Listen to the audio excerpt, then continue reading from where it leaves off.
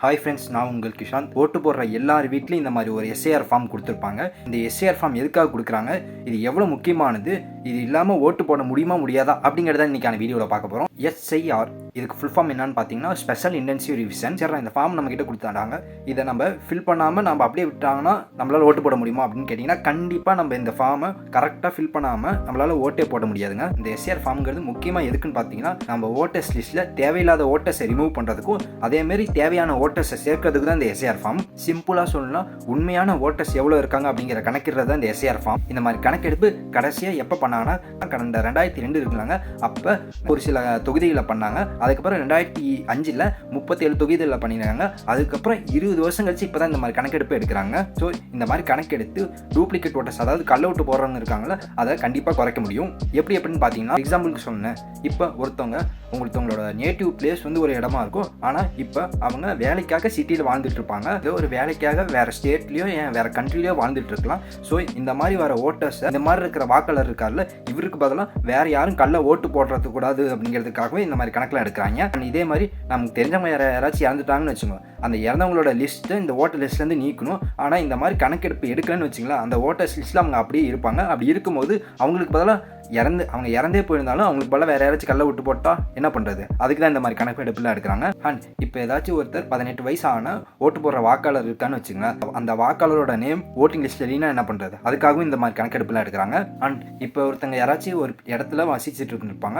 ஆனால் அவங்க கம்ப்ளீட்டாக அவங்களோட அட்ரஸை வேற இடத்துக்கு மாற்றிருப்பாங்க. ஸோ அப்போ அவங்க அந்த அட்ரஸை வேற இடத்துக்கு மாற்றினாங்கன்னா அந்த ஓட் பண்ணுற நபர் இருக்காங்களா, அவங்களோட அட்ரஸும் அந்த ஓட்டிங் லிஸ்ட்டில் வேற பிளேஸை மாற்றி ஆகணும். அதுக்காக இந்த மாதிரி கணக்கெடுப்புலாம் எடுக்கிறாங்க. சரி, இந்த மாதிரி கணக்கெடுப்பு எடுக்கிறதுலாம் நல்லது தானே. இதுக்கேண்டா டிஎம்கே டிவிகே கட்சிலாம் இந்த மாதிரி கணக்கெடுப்பு வேண்டாம் அப்படிங்கிறது கேட்டிங்கன்னா அங்கே தான் ஒரு பிரச்சனை இருக்குது. எலெக்ஷனுக்கு வெறும் 5 மாதம் தான் இருக்குது. இந்த மாதிரி கணக்கெடுப்புலாம் ரொம்ப நாளைக்கு முன்னாடியே எடுத்திருந்தா பிரச்சனை இல்லை. ஆனால் எலெக்ஷன் கமிஷன் நவம்பர் 4, 2025 டிசம்பர் 4, 2025 வரைக்கும் தான் டைம் கொடுத்துருக்காங்க இந்த மாதிரி எஸ்ஐஆர் ஃபார்ம் ஃபில் பண்ணுறதுக்கு. ஒவ்வொரு இடத்துலையுமே பூத் லெவல் ஆஃபீஸர்னு ஒருத்தர் இருப்பார். அவர் தான் இந்த மாதிரி எஸ்ஐஆர் ஃபார்மை வந்து வீட்டில் வந்து கொடுப்பாங்க. இது எல்லாமே இவங்க சொல்கிற எல்லா லிஸ்ட்டும் கரெக்டாக இருக்கான்னு சொல்லி வெரிஃபையும் பண்ணுவாங்க. ஆனால் இந்த ஒரு மாதத்தில் இவ்வளோ ஃபுல் எல்லா வீட்டுக்கும் அவர் தான் போய் பண்ணுறது ஒரு முடியாத காரியம், ரொம்ப கஷ்டமான காரியம். இந்த குறிப்பிட்ட டைமுக்குள்ளே எல்லாத்தையும் முடிக்கிறதுங்கிறது ரொம்ப கஷ்டமான காரியம். அதனால தான் நிறைய கட்சிக்காரங்க இது வேண்டான்னு சொல்கிறாங்க.